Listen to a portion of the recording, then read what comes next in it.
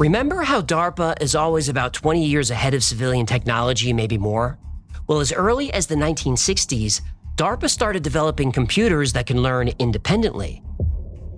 In the 1980s, DARPA launched the Strategic Computing Initiative, or SCI. The goal of SCI was to create military strategies by running simulations and learning from them. You're describing war games.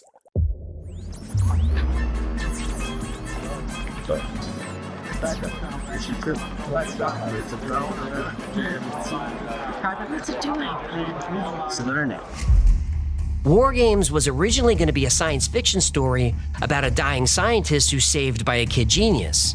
But then the writers met Peter Schwartz from the Stanford Research Institute, or SRI. Yeah, SRI, I know those guys. You do.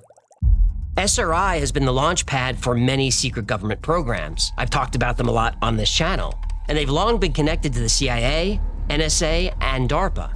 Well, Schwartz was fascinated by a new computer subculture called hackers. He suggested that they make a movie about a kid hacking a military supercomputer. Oh, yeah. What was it? It was called the Big Mac. No, Whopper. War Operation Plan Response. Oh, right. I'd still rather have a Big Mac. Me too.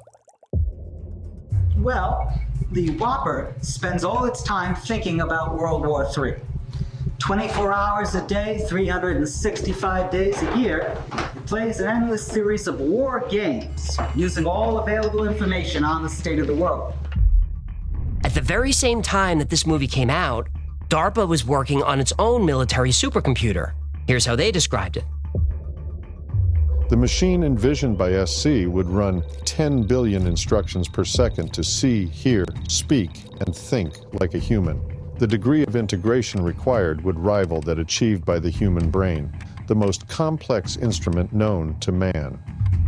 If you haven't caught on by now, we're talking about artificial intelligence. Today, AI is everywhere and accessible to everyone, and it feels like it came out of nowhere, but it didn't.